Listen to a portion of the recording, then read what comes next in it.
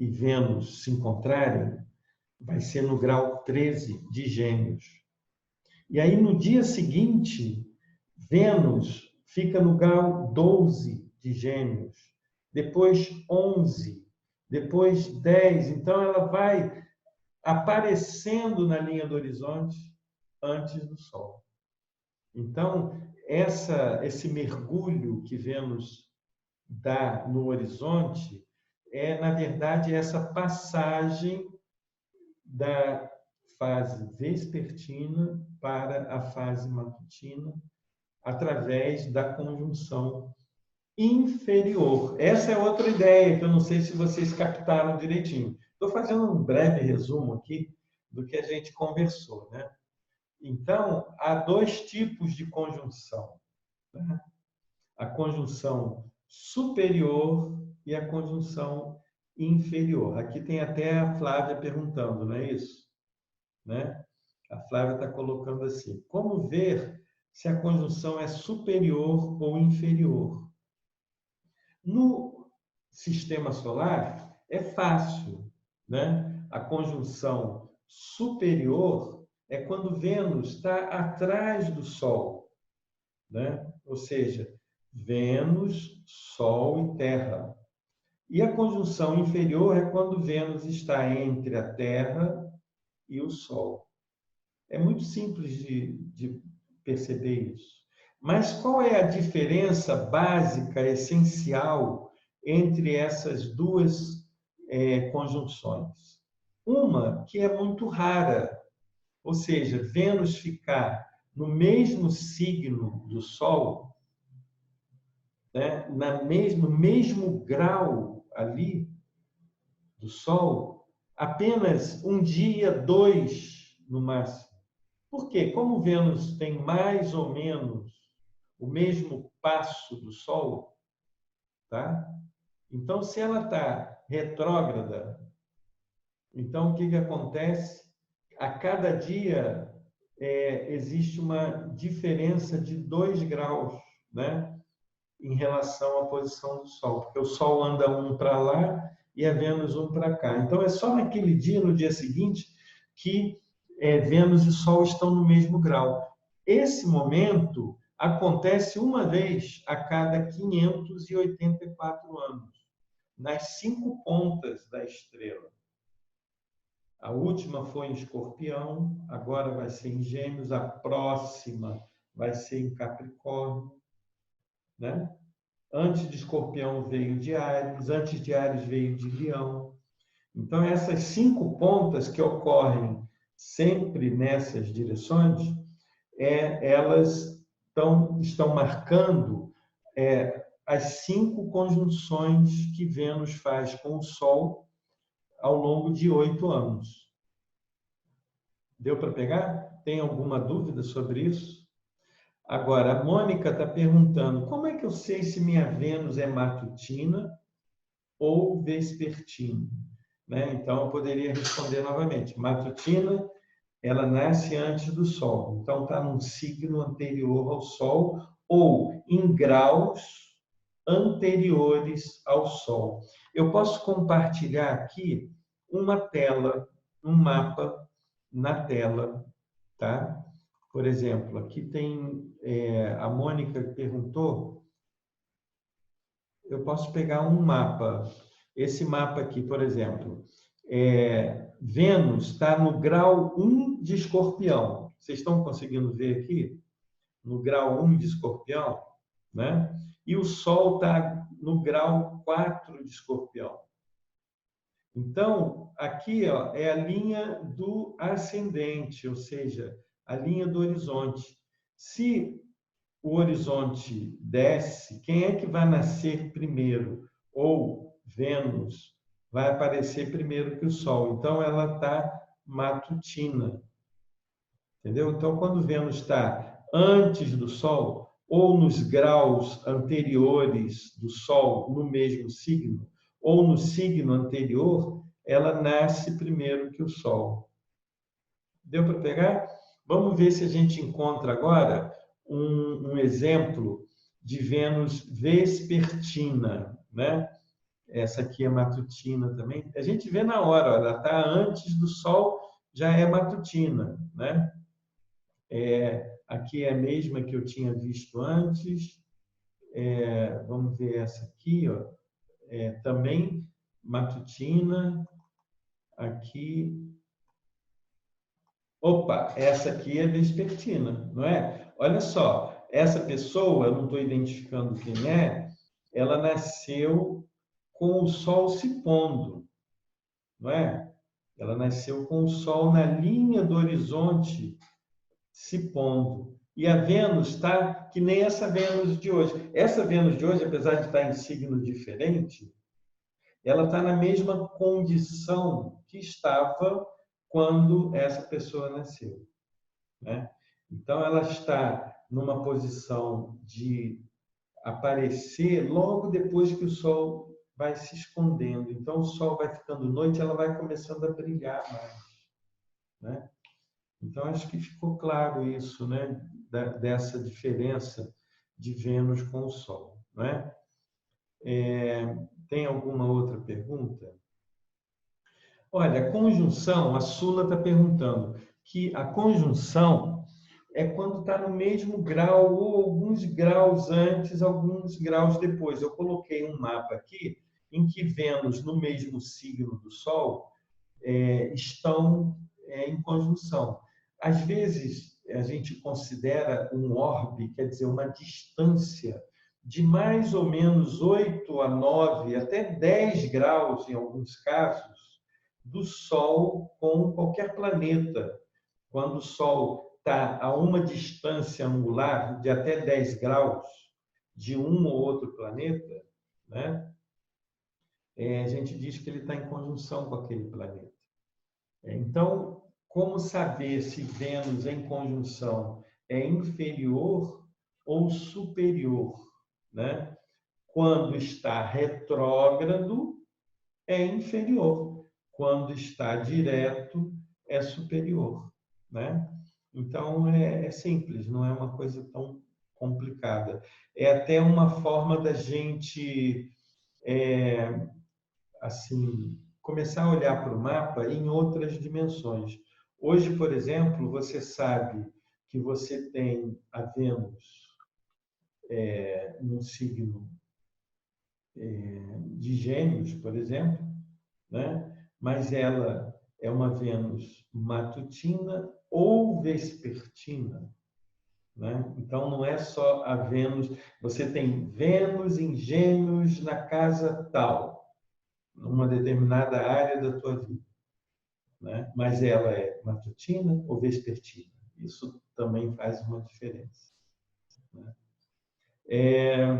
Agora, aqui tem a Carla dizendo o que significa matutina e vespertina, as características de cada uma. Claro que o signo vai falar da qualidade daquela energia de Vênus, né?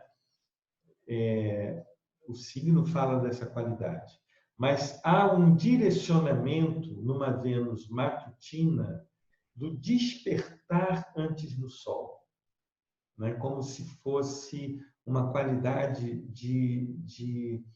inspiradora, uma qualidade de alguém que, tanto homem como mulher, né? De alguém que, vendo o seu brilho projetado naquela estrela, naquele brilhante, naquela pedra filocálica, como eu falei, né? Que é uma pedra de significado, cheia de significado. Os planetas são assim, são pedras que absorvem essa luz do Sol e refletem, né? Então, essa luz que desperta antes do Sol, ela não deixa de ser um despertador desse próprio Sol, através dessa inspiração e dos caminhos que Vênus matutina abre para si, claro, ou também para as outras pessoas, né? E tem essa força do amanhecer, que é uma força, né, desse esplendor do dia começando, e também tem uma força que é de poder ir se retirando sutilmente do cenário depois que o Sol começa a brilhar, né? Então, tem alguém com essa Vênus matutina empoderado da importância da sua presença, né? E, inclusive, da sua presença invisível, da invisibilidade dessa presença, né? Através do amor, através do sentimento, na vida das pessoas que ela toca, né? É interessante perceber a Vênus como esse campo também de atração, de magnetismo, de desejo, né? E a Vênus vespertina, conforme eu falei naquele dia, estou só voltando à mesma aula, é a Vênus que zela pelo sono do Sol. O Sol está aqui, né? E a Vênus, à medida que o Sol se põe, ele se esconde, ela ilumina o pôr do Sol, como que cuidando do sono desse astro-rei, né? Então, tem uma qualidade de cuidadora, uma qualidade de buscar a internalização, a introjeção, né? Buscar esse movimento de acolhimento. Isso acho que é bem típico de Vênus vespertina. É aquela que vai anunciar, né? Por zelar o sono e a noite que vai começar, ela vai anunciar de véspera aquilo que vai acontecer lá no dia anterior. Então, tem um campo de sensibilidade muito grande para essas Vênus vespertinas, uma qualidade de cuidadoras, né? Vão trazer o unguento, vão trazer o elixir para curar a ferida ou as feridas daquele astro-rei que, ao longo da jornada do dia, foi vivendo as suas batalhas, né? E com a natureza amorosa, também a natureza amorosa cura, né? Vai zelar pelo sono do astro-rei. Então, são duas qualidades diferentes que se complementam, né? Uma coisa que eu não falei na outra aula, que eu acho que é bem interessante a gente observar, é sobre como Vênus se expressa de forma distinta no mapa de um homem e no mapa de uma mulher. Porque, como Vênus representa, em alguns aspectos, essa energia arquetípica do feminino, Vênus, no mapa da mulher, é essa presença em si daquelas qualidades que esse planeta tem de expressão naquele signo, que vão estar explicitamente presentes, né?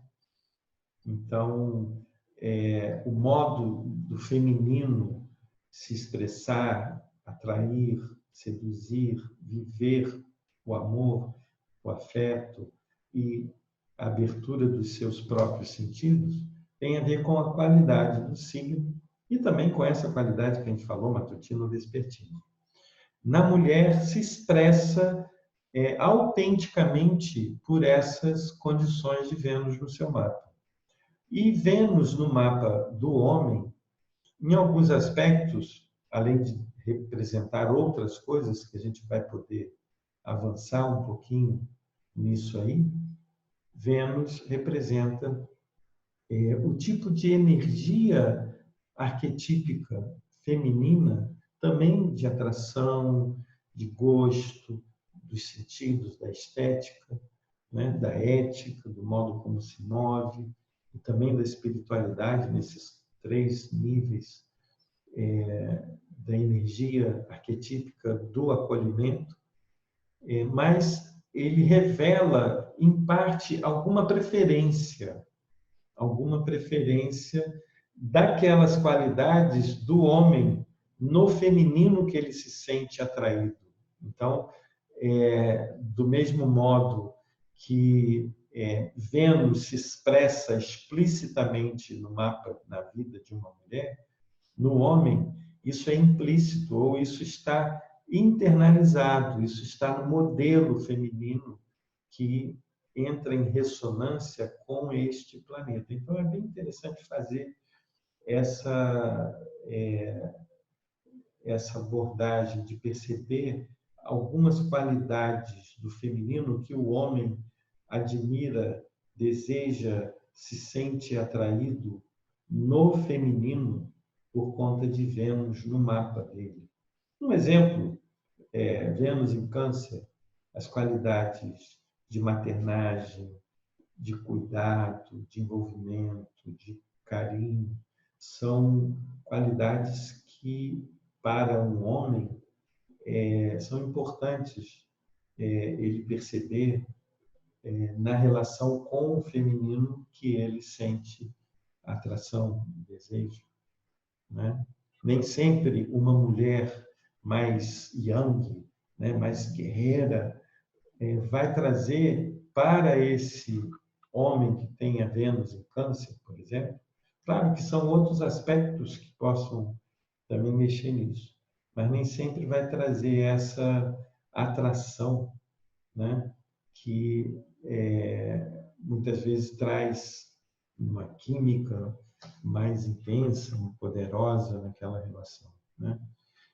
Do mesmo modo, Marte, no mapa da mulher, tem uma qualidade distinta do Marte no mapa masculino, onde a energia arquetípica da ferocidade, que é o Marte, né, ela se expressa de um modo explícito na relação do homem com o seu Marte. E na mulher, implícito, ou na mulher também nesse campo de atração das qualidades de um Marte no seu mapa. Mas aí já é uma outra conversa. Aliás, esse ano, Marte ele vai também entrar nessa zona de retrogradação, né? E isso vai começar em julho. Assim que Vênus sai da zona de retrogradação, quem entra é Marte.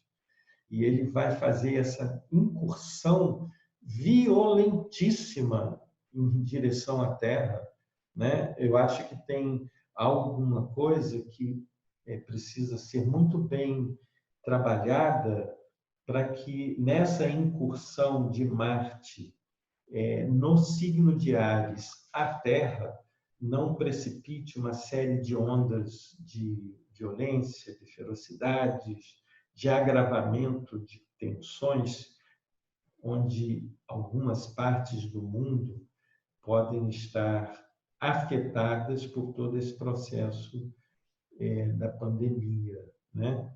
Então, realmente é preciso ter um bom senso nas escolhas dos valores que estamos querendo levar para quando sair de casa, né?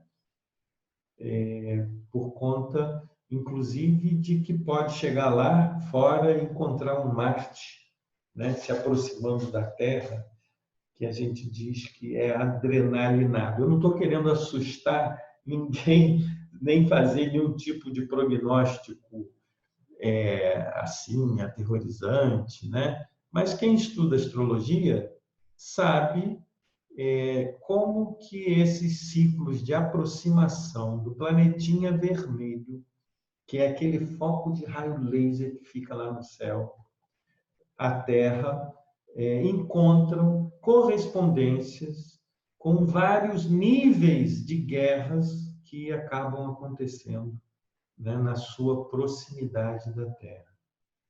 Tem alguns autores que falam que a glândula suprarrenal ela entra em atividade e a pessoa fica na apreensão, né, do flight ou fight, né? E como Marte, nesse período de retrogradação, vai fazer 3 importantes quadraturas, Mas a gente pode falar isso depois, né? Não quero assustar ninguém com Marte e talvez o que Vênus, junto com Júpiter, né, esteja fazendo nessa quase que sincrônica retrogradação. A gente falou isso também na primeira aula, né, que o tempo de Vênus na zona de retrogradação, assim, o tempo que ele fica num signo, né, é muito parecido com o tempo que Júpiter fica retrógrado. Não é que Júpiter fica na retrogradação inteira, mas que fica retrógrado. São 4 meses, mais ou menos. Esses dois planetas estão se aproximando da Terra nesse período que vai de maio, né, até junho. Maio, junho, julho. Então, nesse tempo, existe um invólucro de proteção, existe uma possibilidade dessa medicina, né, estar começando a fazer efeito. Talvez em alguns países a diminuição da curva comece a ser percebida.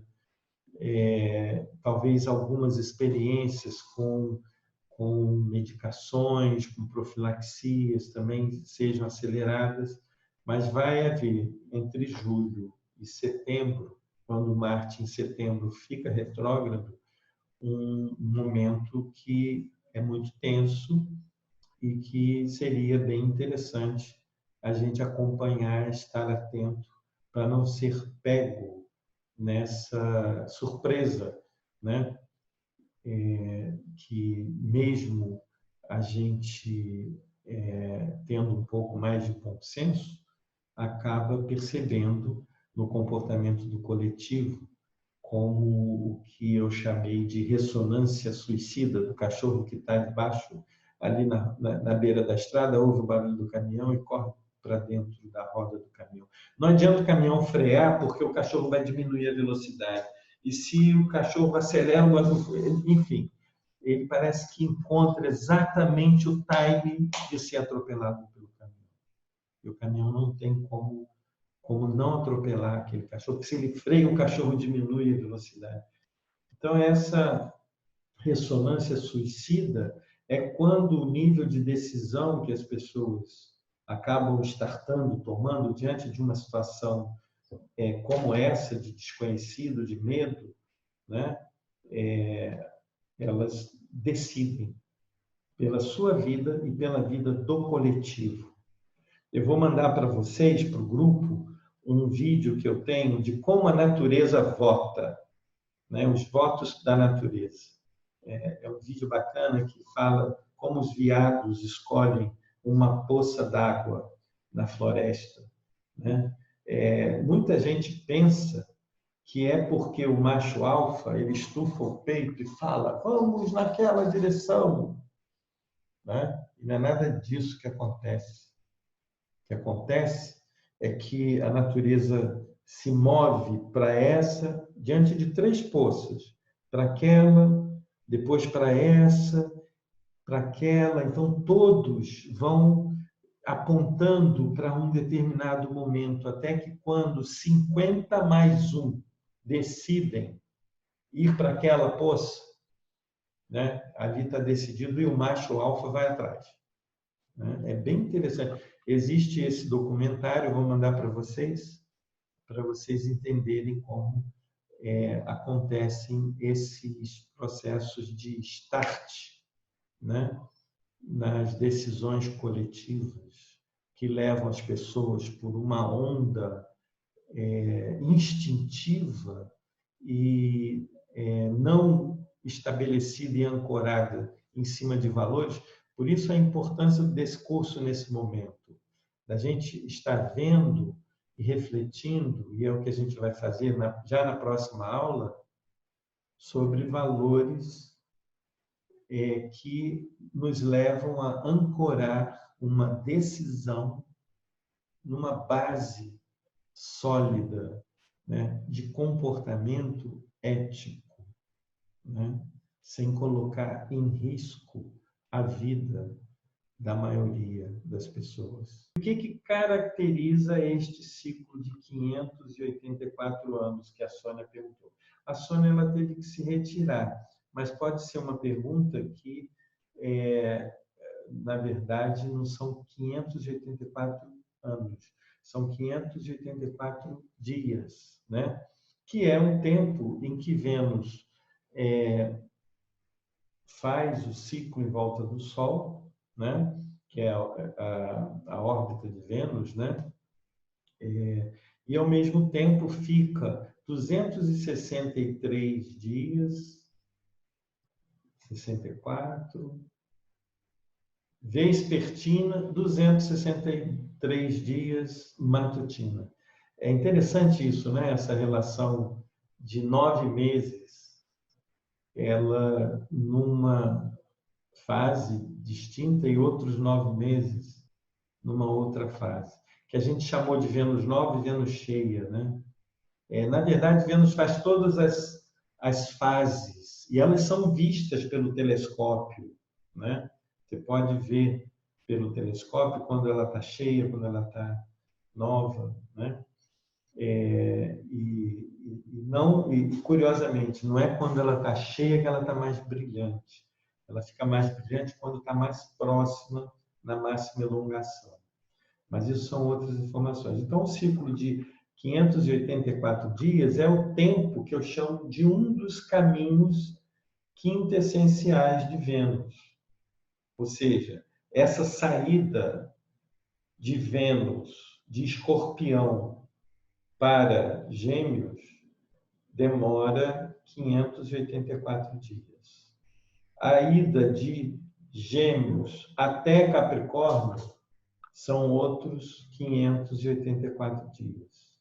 E a gente, assim, em 8 anos, né, faz as 5 pontas da estrela, né? Então, falei do significado, quais as qualidades da conjunção superior e inferior. Essa é uma pergunta bastante interessante, porque a conjunção superior, como eu disse, tem uma qualidade de Vênus cheia, né? E a conjunção inferior de Vênus nova. A gente pode aplicar na conjunção inferior, por estar retrógrado e por ficar um tempo maior em um signo, né? Um momento em que aquilo que está sendo plantado está sendo desenvolvido, né? Com um nível de intensidade muito profundo. E lá na Vênus cheia, né? Que seria superior, é quando aquilo que está sendo plantado agora, que a gente vai estar fazendo ao longo dessa descida de Vênus, essa plantação, esse plantio, né, no nosso mapa de valores que a gente vai estar vendo e revendo. Então, essa posição de inferior é como se fosse uma lua nova, um momento de sementeira, de semente, de ideias, de fecundação. Eu acho que na aula que eu falei, inclusive, eu ilustrei a passagem de Vênus dentro do disco solar que a gente viu em 2004 em Brasília e depois novamente em 2012, né, em que milhões de pessoas puderam ver essa conjunção dentro do Sol, pela internet, pelos satélites, pelo desenvolvimento da tecnologia. Só pensar que há 243 anos atrás, um grupo de um pouco mais de 100 cientistas se posicionaram no mundo inteiro, em vários países e lugares distintos, para observar essa conjunção de Vênus com o Sol. Por isso que a gente chama Vênus como a estrela do iluminismo, a rainha do iluminismo, porque através da observação da posição de Vênus em diversas partes do planeta, né? Primeiro, se constituiu o que a gente poderia chamar de uma incubadora de uma rede planetária. Acho que foi a primeira grande rede planetária científica a se constituir na observação de Vênus, dentro do disco solar, na conjunção que aconteceu há 243 anos atrás. Existe um livro belíssimo sobre isso, ele está sempre por aqui. Ele está segurando o computador, não vou poder tirar, senão o computador cai. Mas é um livro que fala justamente dessa aventura dos caçadores de Vênus, pessoas de diversos países no mundo se posicionando para olhar para Vênus, porque eles precisavam de perceber as distâncias de Vênus do disco solar para calcular a distância entre a Terra e o Sol. E foi o que aconteceu. Eles chegaram à unidade astronômica da Terra ao Sol a partir da observação de Vênus dentro do disco solar. Então é muito bacana isso, a gente perceber que existe mais do que uma beleza nesse ciclo de Vênus com o Sol.